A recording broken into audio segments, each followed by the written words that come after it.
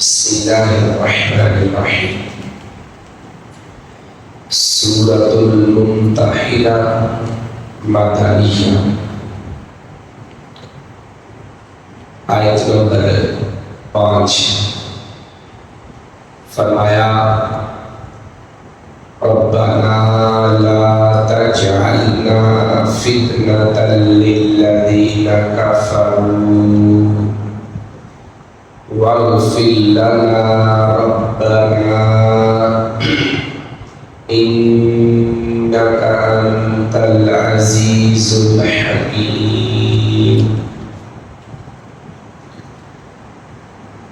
جن لوگوں کی زندگی کو اللہ نے رسول کریم صلی اللہ علیہ وآلہ وسلم کی امت یعنی امت محمدیہ صلی اللہ علیہ وآلہ وسلم کے لیے نمونہ بنا کر دیا ہے، ان لوگوں کی دعا اور ان کے الفاظ اللہ یہاں بیان کر رہا ہے، جو آیت نمبر 4 میں اللہ نے ذکر کیا کہ ابراہیم علیہ السلام اور جو لوگ ان کے ساتھ تھے ایمان والے، ان کی زندگی تمہارے لیے نمونہ تھی۔ اور وہ نمونہ کیا تھا کہ انہوں نے کسی صورت بھی کفر کے سامنے سرنڈر نہیں کیا تھا، اپنے عزیز و اقارب کو چھوڑ دیا تھا، اس لیے کہ وہ کافر تھے۔ پھر ان کی دعاؤں کا اللہ نے ذکر شروع کیا، آخر میں بھی یہی کہا کہ وہ یہ دعا کرتے ہیں کہ اللہ ہمارا توکل، ہمارا بھروسہ تجھی پر ہے۔ اب ایک اور دعا یہاں جو ابراہیم علیہ السلام اور آپ کی قوم کے لوگ مراد مسلمان اس دور کے انہوں نے کی، اور وہ دعا کیا ہے؟ ربنا، اے ہمارے رب، آیت نمبر 5، لا تجعلنا، تو نہ بنا، نہ ہمیں، تو ہمیں نہ بنا، فتنہ، آزمائش، فتنہ کا بنا آزمائش، للذین، ان لوگوں کے لیے کفروا، جنہوں نے کفر کیا۔ وہ یہ دعا کرتے ہیں کہ اے ہمارے رب، ہمیں ان لوگوں کے لیے آزمائش نہ بنا جنہوں نے کفر کیا۔ اس کا پہلے مطلب سمجھیں، اس کے 2 مطلب ہیں۔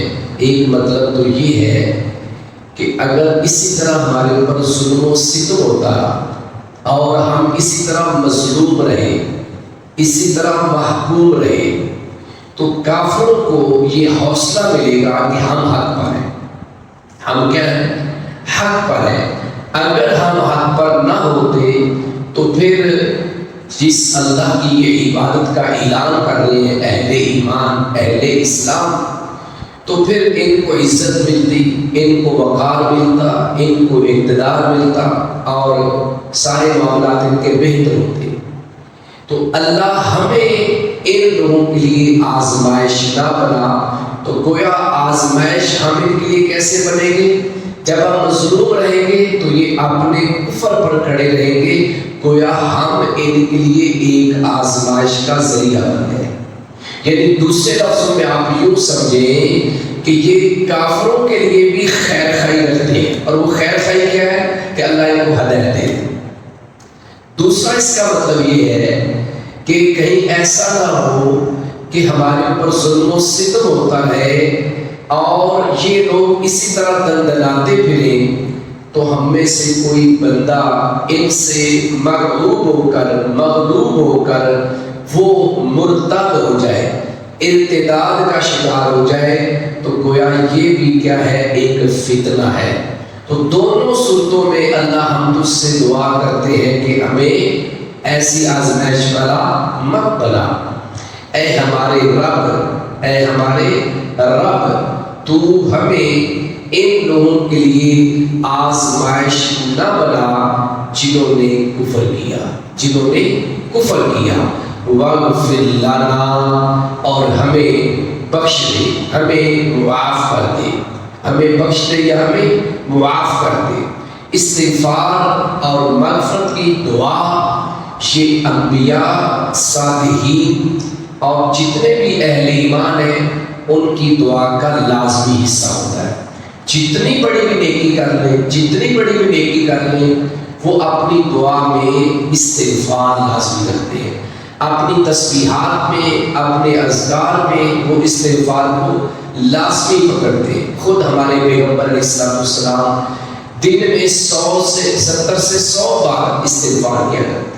ایک حدیث میں مسلم کی اور ایک بخاری کی، ایک روایت میں 70 بار اور ایک میں 100 بار، بلکہ سنن ابی داؤد میں تو یہاں تک کہ سیدنا عبداللہ بن عمر رضی اللہ عنہما فرماتے ہیں کہ آپ کسی مجلس میں بیٹھے ہوتے تو اس مجلس میں بیٹھے بیٹھے 100 بار استغفار کر لیتے، 100 بار۔ ہمارے ہاں ایک مائنڈ سیٹ یہ ہے کہ شاید کوئی گناہ کرے تو استغفار کیا جاتا ہے۔ استغفار کے ویسے بڑے فوائد ہیں، بہرحال جس کا ذکر ہم 29ویں پارے میں سورہ نوح میں بڑی تفصیل کے ساتھ سن چکے ہیں، پڑھ چکے ہیں۔ فرمایا وَاغْفِرْ لَنَا، اور ہمیں معاف کر دے، ربنا، اے ہمارے رب۔ اس لفظ کے اندر ویسی بڑی لذت ہے، ویسی بڑی محبت ہے جب انسان اللہ سے کہتا ہے ربنا یا ربی، اے میرے رب، زیادہ ہے تو اے ہمارے رب۔ تو یہ ایک ویسی تعلق جیسے باپ بیٹے کو اے میرے بیٹے کہہ کے پکارے تو بیٹے کے دل میں جذبہ بڑھتا ہے، محبت بڑھتی ہے، یا بیٹا باپ کو ابا جی کہہ کے پکارے نا تو محبت بڑھتی ہے۔ ایک ہوتا ہے اسلم گل سن، اسلم بیٹا، اے میرے بیٹے بات سن، اور یہ قرآن کا اسلوب ہے۔ آپ سورہ لقمان کو دیکھیں، حضرت لقمان علیہ السلام اپنے بیٹے کو کیسے مخاطب کرتے ہیں، یا بنیا، اے میرے بیٹے، اے میرے بیٹے۔ سورہ البقرہ میں آپ دیکھیں حضرت ابراہیم علیہ السلام اور ان کے بیٹے یعقوب، اسحاق اور پھر یعقوب علیہ السلام، وہ اپنے بیٹوں کو مخاطب کر رہے ہیں، دین کی دعوت دے رہے ہیں، تو کیا کہا، یا بنیا، اے میرے بیٹے۔ گویا یہ جو طریقہ، یہ جو اسلوب ہے، یہ بڑا کمال کا ہے، اور باپ کو پکارنے کا طریقہ بھی قرآن نے بیان کیا ہے۔ ابراہیم علیہ السلام باپ کا فرق ہے، ہم تو تھوڑا سا مسئلہ باپ کے ساتھ ہو جائے نا تو ہم باپ کو باپ سمجھنے کے لیے تیار نہیں، یہ ہمارے معاشرے کا رویہ ہے۔ وہ پھر بھی کہہ رہے یا اباتی، اے میرے ابا جان۔ تو بہرحال فرمایا ربنا، اے ہمارے رب، انکا، یقیناً تو، انکا کا معنی بے شک، یقیناً کا ضمیر ہے تو، اور پھر آگے ہے انتا، تو، دو دفعہ گیا تو اکٹھا ترجمہ جس طرح تھا نا، هو الذی، پیچھے سورہ الحشر میں میں نے یہ بتایا تھا کہ ہوا کا معنی وہ، الذی کا معنی بھی وہ، تو اس کا مطلب ہے وہ ہی یا وہی، یہ ترجمہ میں کہتا ہے۔ تو یہاں بھی یقیناً تو ہی، یقیناً تو ہی کیا ہے، العزیز، سب پر غالب، الحکیم، کمال حکمت والا، کمال حکمت والا ہے۔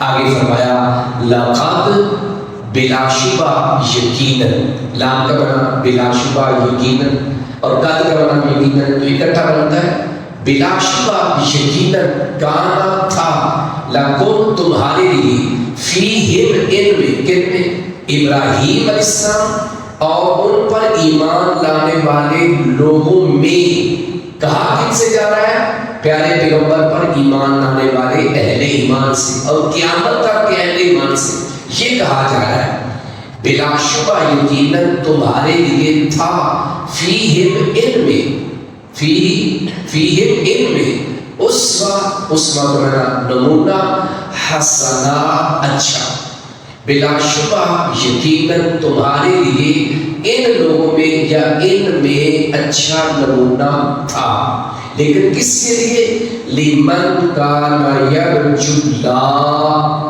اس کے لیے، نام کرنا لیے، من، اس بندے کے لیے، اس کے لیے جو ہے، یرجو کا معنی ہوتا ہے امید رکھنا، کس چیز کی، اللہ کی، اللہ کی امید سے مراد کیا ہے، اللہ سے ملاقات کی، جس کا ذکر سورہ الکہف کی آخری آیت میں بھی ہوا ہے. فمن کان یرجو لقاء ربہ فلیعمل عملا صالحا ولا یشرک بعبادۃ ربہ احدا. جو بھی اللہ اور یوم آخرت کی امید رکھتا ہے، یعنی اللہ سے ملاقات کی، آخرت میں اللہ کے پاس پیش ہونے کی، تو پھر وہ نیک اور صالح اعمال کرے اور اس کی عبادت میں کسی کو شریک نہ ٹھہرائے، اس کی عبادت میں کسی کو شریک نہ ٹھہرائے.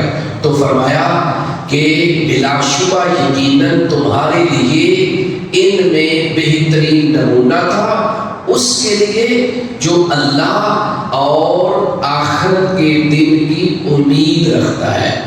گویا ایک بندہ آخرت کو مانتا ہی نہیں ہے، اللہ کو قبول ہی نہیں کرتا کہ میرا اللہ بھی کوئی ہے، تو اس کے لیے تو یہ نمونہ نہیں ہے. ان کی زندگیاں نمونہ نہیں بن سکتی. نمونہ اس کے لیے بنے گی جو آخرت میں اللہ کے ساتھ ملاقات کی امید رکھتا ہے، جو آخرت میں اللہ کے حضور پیش ہونے کا خواہش مند ہے. وہ کیا کرے گا؟ پھر اپنے سے پہلے نیک صالح لوگوں کو رول ماڈل بنائے گا، پھر برے لوگوں کو وہ رول ماڈل نہیں بنائے گا، پھر وہ اچھے لوگوں کی صحبت اختیار کرے گا. یہ مطلب ہے. پھر فرمایا وَمَن يَتَوَلَّ، اور وہ شخص، اور وہ یتولا جس نے منہ پھیر لیا. تولا یتولا کا مطلب منہ پھیر لینا. جس نے منہ پھیر لیا کس بات سے؟ ایسے لوگوں کو رول ماڈل بنانے سے منہ موڑ لیا، ایسے لوگوں کی زندگیوں کو اپنانے اور اختیار کرنے سے منہ موڑ لیا. اور ہمارے پیغمبر صلی اللہ علیہ وسلم لقد کان لکم فی رسول اللہ اسوۃ حسنہ، یہ کہاں ہے؟ سورۃ الاحزاب آیت نمبر 21 میں. تو اللہ کے پیغمبر اسلام، صحابہ کرام رضوان اللہ علیہم اجمعین، یا اس سے پہلے کے لوگ جو اہل ایمان ہیں، اہل توحید ہیں، ان کو رول ماڈل کون بنائے گا؟ جو اللہ سے امید رکھتا ہے ملاقات کی، آخرت میں اللہ سے ملاقات کی امید رکھتا ہے وہ. اور جس نے منہ موڑ لیا، فرمایا اور وہ جس نے منہ پھیر لیا، فَإِنَّ اللَّهَ، تو یقیناً اللہ، هُوَ الْغَنِيُّ، وہی بے پرواہ ہے، الحمید، سب تعریفوں کے لائق ہے، سب تعریفوں کے لائق ہے. مطلب کیا ہے کہ اگر کوئی بندہ وہ اپنے سے پہلے اہل توحید، اہل ایمان کو رول ماڈل بنا کر اور ان کی زندگیوں کو آئیڈیل سمجھ کر وہ نیکی کے راستے پہ نہیں چلتا بلکہ وہ برائی کے راستے پر چلتا ہے، گویا اس نے منہ پھیر لیا، تو یہ جو آگے اللہ کی صفت آئی نا الغنیش، مطلب یہ کہ اللہ کہتا پھر جاؤ، مجھے بھی تمہاری کوئی ضرورت نہیں ہے، میں بے پرواہ ہوں. ساری دنیا بھی کفر پر کھڑی ہو جائے تو اللہ کا تو کوئی نقصان نہیں ہے، نقصان تو انسان کا اپنے ہوتا ہے. اس لیے فرمایا پھر بس یقیناً اللہ ہی بے پرواہ ہے، سب تعریفوں کے لائق ہے. پھر فرمایا اللہ، ایک ہوتا ہے اسا، ہوتا ہے ان قریب، ایک ہوتا ہے ہو سکتا ہے، یا قریب کے معنی میں قریب ہے. اللہ اللہ این یجعل، کہ وہ کر دے، بنا دے، بینہم، تمہارے درمیان، و بین، اور درمیان، الذین، وہ لوگ، عادیتم، جن سے تمہاری دشمنی ہے یا جن سے دشمنی رکھتے ہو، منہم، ان میں سے. اب یہ بات دوبارہ موضوع وہ چلا گیا جو خط لکھا حضرت حاتب بن ابی بلتعہ رضی اللہ عنہ نے. اب وہ بات اس طرف جا رہی ہے کہ وہ تمہارے رشتہ دار ہیں جو مکہ میں مکین ہے، مکہ میں مکین ہے، چاہے وہ کفر کی حالت میں ہے یا وہ مسلمان ہو چکے، دونوں صورتیں تھیں. کچھ رشتہ دار غیر مسلم بھی تھے، جیسا کہ لیا ہے اس کی بات آ بھی رہی ہے. اب کیا ہے کہ چونکہ وہ مکہ میں رہ رہے ہیں یا حالت کفر پر ابھی قائم ہیں، لیکن وہ تمہارے دشمن اس لیے ہے کہ کافر ہے، کیونکہ اللہ نے قانون بنا دیا کہ باپ ہے، بیٹا ہے، بھائی ہے، جو بھی رشتے دار ہے، اگر وہ کفر پر ہے تو وہ تمہارا دوست نہیں ہے اور نہ تم ان کو دوست بنا سکتے ہو۔ تو گویا اللہ نے ایک حوصلہ دیا کہ ٹھیک ہے، تم نے میری توحید کی خاطر، دین اسلام کی خاطر ان سے تعلق ختم کر دیا، تو میں اللہ کیا کروں گا؟ ان لوگوں کو تمہارا دوست بنا دوں گا۔ کیسے؟ ان کو ایمان کی دولت دوں گا۔ اور پھر ایسا ہوا۔ تو اب ترجمے پر غور کریں۔ فرمایا قریب ہے اللہ کہ تمہارے درمیان اور ان لوگوں کے درمیان جن سے ان میں سے تمہاری دشمنی تھی، کیا کرتے؟ مودہ۔ تو یا چالا کا معنی مودہ کے ساتھ بنائیں گے، دوستی پیدا کر دے، دوستی پیدا کر دے۔ اور وہ دوستی کی صورت یہی ہے کہ وہ ایمان لے آئے۔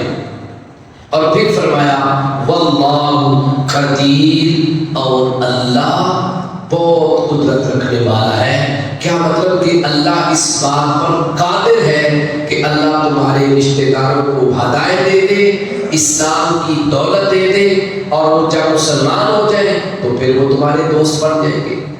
اور پھر ایسا ہوا جب مکہ فتح ہوا، مکہ جب فتح ہوا تو لوگ چوک در چوک اسلام میں داخل ہوئے، حتیٰ کہ جو فتح مکہ کے موقع پر چند لوگ مارے گئے حالت کفر میں، چند لوگ، ان کے سوا جتنے بچے تھے سارے کے سارے مسلمان ہو گئے۔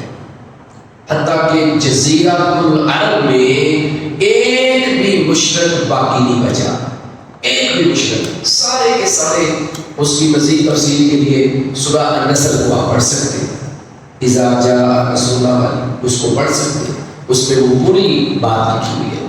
تو آپ وہی رشتے دار جو دشمن تھے، باپ کی صورت میں، بھائی کی صورت میں، چچا کی صورت میں، جب وہ مسلمان ہو گئے تو پھر کیا ہو گیا؟ آپس میں محبتیں، دوستیاں، مودت پیدا ہو گئی۔ تو یہ بات اللہ نے یہاں پر کی ہے، حوصلہ دیا کہ تم صبر سے کام لو، اسلام پر کھڑے رہو۔ دل میں ایک دفعہ بھی یہ بات نہیں آنی چاہیے کہ میرے تو رشتے دار ہے، میرا تو بھائی ہے، میرا تو چچا ہے، لہٰذا کیونکہ وہ کفر پر ہے تمہارے دل میں ان کے لیے کوئی ایسی محبت نہیں ہونی چاہیے۔ ہاں، تو کافر کے لیے، مشرک کے لیے، بدعتی کے لیے، فاسق فاجر کے لیے ہدایت کی دعا کرتے ہو جب تک وہ زندہ ہے، اور اگر وہ حالت کفر اور شرک میں مر جائے تو پھر تم اس کے لیے مغفرت کی دعا نہیں کر سکتے۔ فرمایا واللہ قدیر، اور اللہ بہت زیادہ قدرت رکھنے والا، واللہ غفور رحیم، اور اللہ بے حد بخشنے والا، نہایت رحم والا ہے۔